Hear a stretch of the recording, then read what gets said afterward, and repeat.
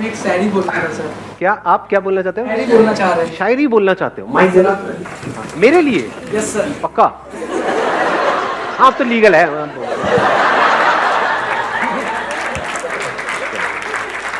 Sir ये मेरे लिए बहुत स्पेशल दिन है कि मैं आपके सामने खड़ा हूँ, लेकिन मैं आपके लिए शायरी डेडिकेट करता हूँ।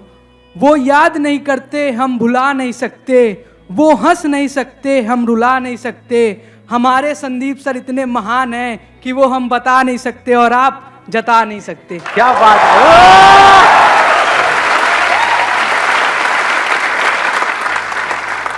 अब हम आगे बढ़े? ठीक है, अब हमारे पास में दो ऑप्शंस है।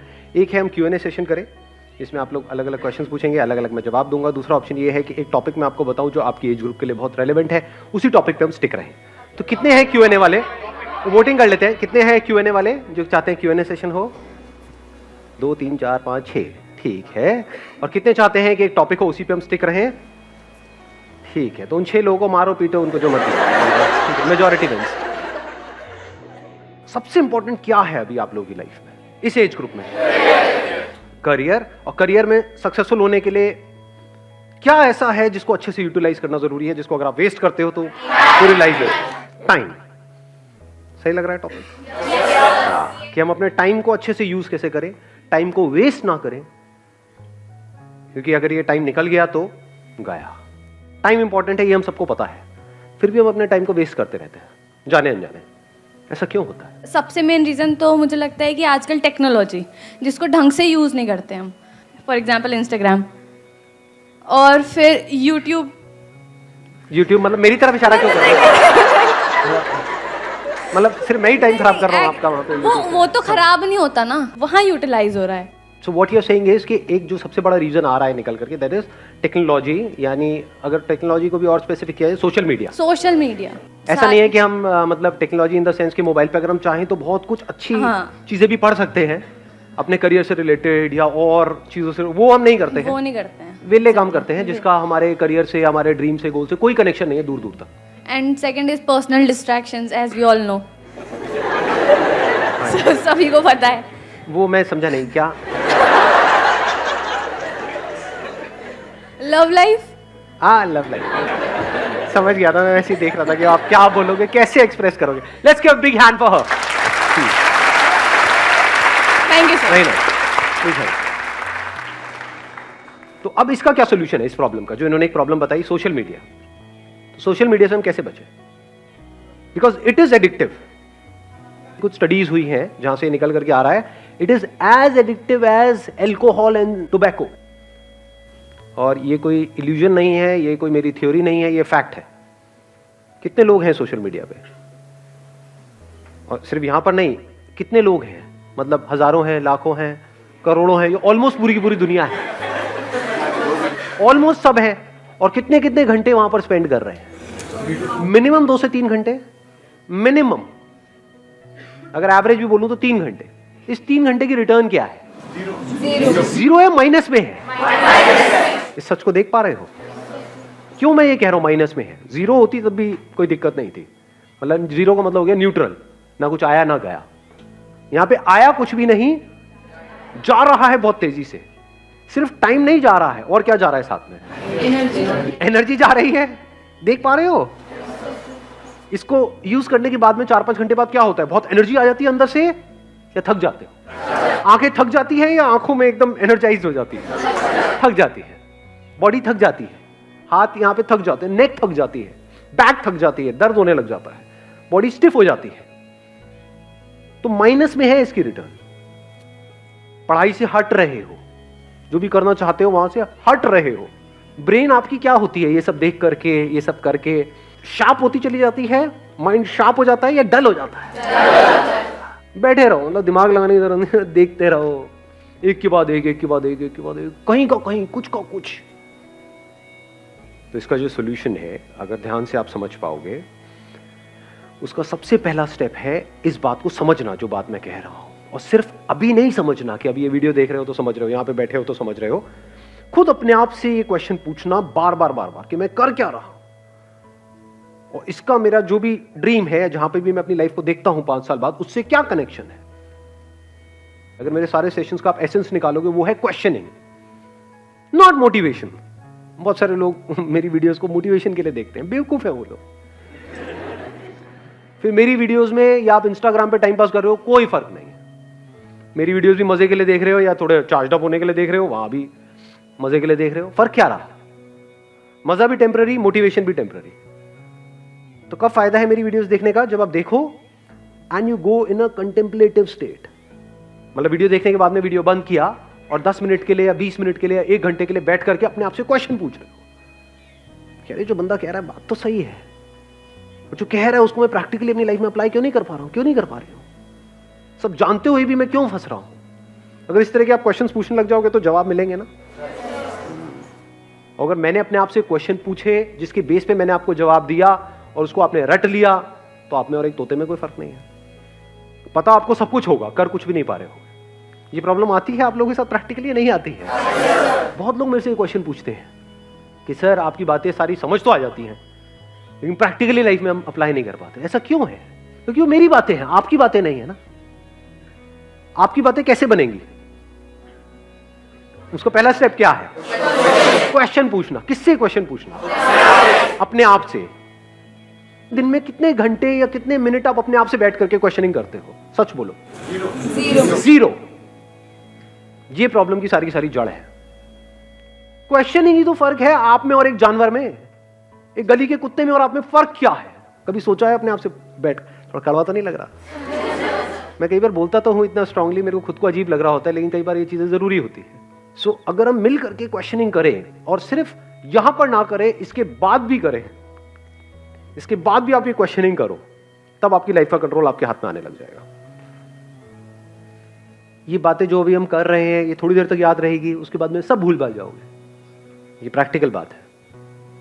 जैसे ही वापस से अपनी उस हैबिट में जाओगे, जो हैबिट आपको पड़ी हुई है पिछले कुछ सालों से, तो सारी बातें भूल जाओगे, उसकी तरफ खींचे चले जाओगे और फिर वो आपको ओवर पावर कर लेगा, आपकी ब्रेन को, और आपकी ब्रेन आपकी बॉडी को कंट्रोल करेगी। आप चाह करके भी अपने आप को रोक नहीं पाओगे। ये होने वाला है। ये सेशन खत्म होते ही यही होगा। देख लेना अभी वापसी में आप लोग, बहुत सारे लोग तो साथ में जा रहे होंगे, मेट्रो में बैठे होंगे, लगे होंगे सब कुछ वही हो रहा होगा जो हो रहा था। जो आप कर रहे थे यहां पर आते वक्त, वही जाते वक्त हो रहा होगा। रियल प्रॉब्लम प्रोक्रेस्टिनेशन है। क्या रियल प्रॉब्लम प्रोक्रेस्टिनेशन है या रियल प्रॉब्लम ये है कि एक सेंस ऑफ अर्जेंसी हमारे अंदर नहीं है? Do you have that sense of urgency कि यार मेरा टाइम निकल रहा है, मुझे कुछ करना है? अंदर से ये आग लगी हुई है। सच बोलो अपने आप से। Do you have that fire? अगर होगी तो फिर तो ये सोशल मीडिया पे हावी हो ही नहीं सकता ना। ये आपको ओवर पावर नहीं, कुछ भी आपको ओवर पावर नहीं कर सकता। डिस्ट्रैक्शन जीरो हो जाते हैं। मैं क्या करता हूं प्रैक्टिकली, मेरा फोन है किसी के पास में? मेरा किसके पास में दिखाना है? सबसे महंगा फोन है वर्ल्ड का, उससे ऊपर कोई है ही नहीं। ये मेरा प्यारा सा फोन है। अरे उल्टा था। Largest screen, best touch, 1000 pixel camera. कुछ है ही नहीं, क्या करोगे? ये मेरा फोन है, बट मेरे पास में एक और फोन भी है। वो अपने पास में नहीं रखता हूं वाला फोन, मेरे पास में ये वाला फोन रहता है। बट कभी कुछ इंपॉर्टेंट काम करना है, कोई एकदम से ईमेल आ गई है, कुछ आ गई, तो उस फोन को मैं ऑन करता हूं, फटाफट से वो काम करता हूं, ऑफ करता हूं, रख देता हूं। अब ये किसने किया है? मैंने किया है, अपने लिए किया है, जबकि मेरे को इसकी जरूरत नहीं है। अगर एक्चुअल में आप समझोगे तो आप किस लिए करना चाह रहे हो? अपने करियर के लिए। जबकि एक्चुअल में देखा जाए तो कौन है यहाँ पर जो कहेगा कि मेरा करियर बड़ा कमाल का सेट हो गया है जी, मैंने कर लिया जो कुछ करना था मुझे लाइफ में फाइनेंशियली? है कोई? एनीबडी? मैं तो हूं। करियर में जहां तक भी आप जो भी सोच सकते हो उससे बहुत बड़ा कुछ मैं ऑलरेडी कर चुका हूं। अगर आज मैं पूरा दिन भी बैठ करके मोबाइल पे टाइम पास करता रहूं, मुझे फाइनेंशियली कोई फर्क नहीं पड़ने वाला है, फिर भी कर रहा हूं। और आपको करना चाहिए, फिर भी आप नहीं कर रहे हो ना। घोचू ये होते हैं प्योर घोचू, तो कोई इंप्योरिटी है ही नहीं। समझे? करना किसको चाहिए, कर कौन रहा है? मतलब मुझे एक्चुअल में इसकी जरूरत नहीं है, फिर भी मैं कर रहा हूं। क्यों? सोचो, थोड़ा सा दिमाग लगाओ। Importance of time. Importance of time. Time किसके लिए इंपॉर्टेंट है? आपको पता है कि हाँ, एक मिनट, इन्होंने बड़ी अच्छी बात बोली, इंपॉर्टेंस ऑफ टाइम मेरे को क्लियर है, और जो अपना टाइम खराब कर रहे हैं उनको क्लियर नहीं है। ऐसे लोगों को जानते हो जो सुबह से रात तक बस बैठे रहते हैं, टाइम पास करते रहते हैं। क्यों करते हैं? थियोरेटिकली तो उनको पता है टाइम इंपॉर्टेंट है, बट उनके सारे एक्शंस कह रहे हैं कि उनके लिए टाइम इंपॉर्टेंट नहीं है। क्यों? क्योंकि उनको कुछ करना ही नहीं है जिंदगी में। हाँ, बोलते हैं कि मेरे को ये करना है, एक्चुअल में कुछ नहीं करना। लाइफ में एक ऐसा पर्पस चाहिए जो इतना बड़ा हो कि आपको 1 मिनट के लिए भी चैन से बैठने ना दे। तो अब आप यहां से जवाब देख सकते हो कि मेरे लिए टाइम इंपॉर्टेंट क्यों है। बिकॉज मेरी लाइफ का एम क्या है, गोल क्या है? कोई गोल नहीं है। देयर इज एब्सोल्युटली नो गोल। जितने गोल्स थे वो मैंने अचीव कर लिए हैं। अभी भी क्यों टाइम को वेस्ट नहीं कर रहा हूं? बिकॉज पर्पस है।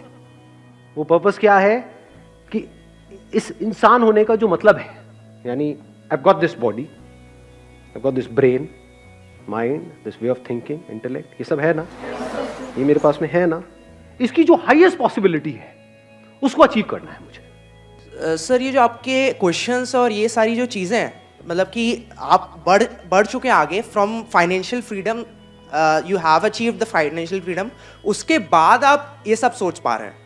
सो सबसे पहले तो हम लोग को फाइनेंशियली पहले फ्री और ये सारी चीज़ें जब हम लोग के दिमाग से हटेंगी तभी तो फिर हम लोग ये सारी स्पिरिचुअलिज्म पर सोच पाएंगे। सर अब आपने एक बड़ा अच्छा क्वेश्चन पूछा है कि भाई कि ये सारी बातें जो मैं कर रहा हूँ, ये स्पिरिचुअल बातें हैं, ये तो बातें तब है ना जब पेट भरा हुआ हो, जब हमारे पास में पैसा आ जाए, जब हमारे पास में उससे ज्यादा हो जितना हमको चाहिए, तब ये सारी बातें काम की है। नहीं, अगर आपका पर्पस हो जाता है ये जिसकी मैं बात कर रहा हूं कि जो भी ये इंस्ट्रूमेंट मेरे पास में है इसकी हाईएस्ट पॉसिबिलिटी को अचीव करना, तो क्या फाइनेंशियल फ्रीडम, फाइनेंशियली इंडिपेंडेंट होना इसका पार्ट है या नहीं है? It is one of the part, it is the most important part. So इस पर्पस में ये भी आ गया। ये कह लो ये पर्पस एक ऐसा है जो सीढ़ियां आप आगे ऊपर चढ़ते चले जा रहे हो जिसका एंड है ही नहीं, उसकी पहली सीढ़ी यही है। If you are not financially free, if you are working for money, तब तो पूरे दिन सुबह से रात तक you are just working for money. तो पूरी जिंदगी क्या किया? पैसे के लिए काम किया, पैसे के लिए जिए, पैसे के लिए मरे, तो अपने पे तो काम कभी किया ही नहीं। तो इसको अलग मत करो, यही हमारी सबकी प्रॉब्लम है।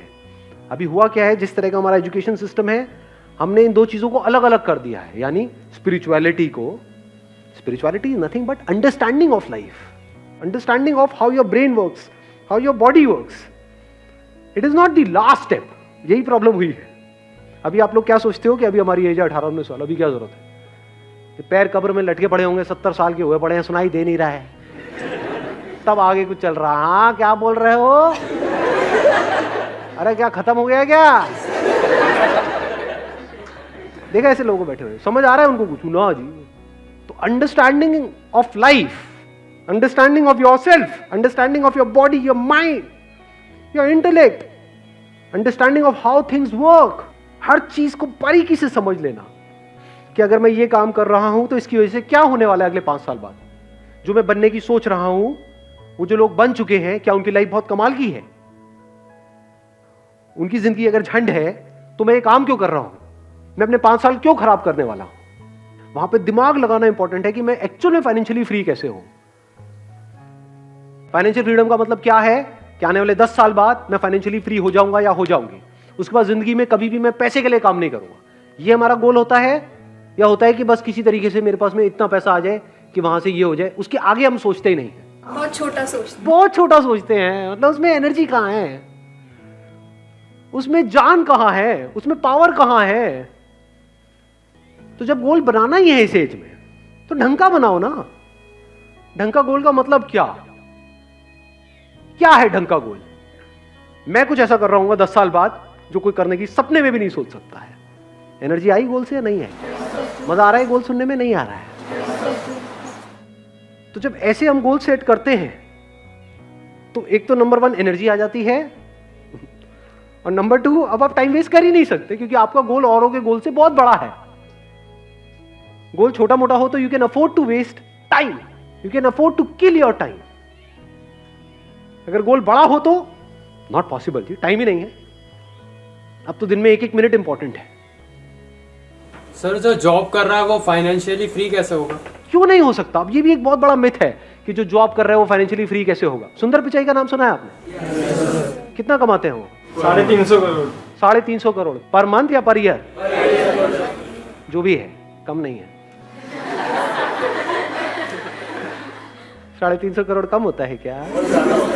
बहुत ज्यादा होता है। तो जॉब और बिजनेस बीच में कहां से आ गया? फाइनेंशियल फ्रीडम का मतलब अच्छे से समझ लो, मतलब आपको पैसे के बारे में ना सोचना पड़े। आप ये चीजें उनको बताओगे कि मेरा गोल ये है कि मैं बस पैसे वैसे नहीं कमाना चाहता, एक टाइम पे फ्री होना चाहता हूँ। मतलब हम उनको बोले कि हमारे लिए पैसा इतना मैटर नहीं करता। क्यों नहीं करता? पैसा तो मैटर करता है।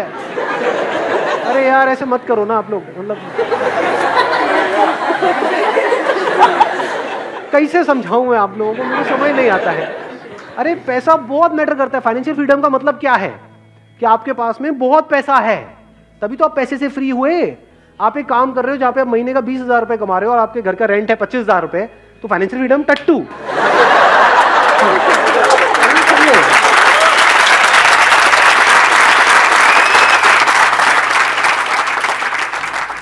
कुछ भी करने से पहले आपको पैसे की टेंशन ना हो। मतलब अगर आप किसी रेस्टोरेंट में जाओ तो आप राइट साइड में ना देखो, लेफ्ट साइड में देखो। सिंपल करता हो। 250 रुपये, 180, 170, 5 रुपए भैया पापड़ नहीं, पापड़ नहीं। कभी भूल के भी ये मत समझ लेना पैसा इज नॉट इंपॉर्टेंट। अगर पैसा नहीं है आपके पास में तो ये सारी बातें जो मैं कर रहा हूं वो सब बेकार है। मैं क्या कह रहा हूं, गोल सेट करना ही है तो ढंग का गोल सेट करो ना। Discover the highest possibility, the highest potential of this. मैंने दिस तो कर दिया, मेरा मत डिस्कवर करने लगा। बैठ करिए, मेरे को देख रहे हो, सर ने कहा था दिस। सर आप कितने अच्छे हो, आप कितना अच्छा बोलते हो, सर आई लव यू, ये हो। ऐसे फुद्दू काम नहीं करते। दिस मतलब this to achieve the highest possibility of this. ये पर्पस कभी भी अचीव नहीं होने वाला है, लेकिन मजा बड़ा आने वाला है। लास्ट मोमेंट भी जब होगा ना, मतलब ऐसा अंदर से पर्सनालिटी ऐसी बनती चली जाती है कि अगर एक्चुअल में आपको पता है कि हाँ मौत सामने खड़ी है और अब कुछ नहीं हो सकता है। एक बिल्डिंग में हो और पता है भूचाल आ रहा है, अब जब तक बाहर जाएंगे तब तक तो कांड ही हो जाएगा। बैठ करके देख रहे हो सब कुछ हिल रहा है, मरने वाले हैं, मरो, उसको भी देख रहे हो। So that is part of this purpose. Not just life, even death is the part of this purpose to discover the highest possibility of it. ज्यादा हो गया थोड़ा सा, कभी कभी होना चाहिए। Wish you all the very best. Thank you so much for coming.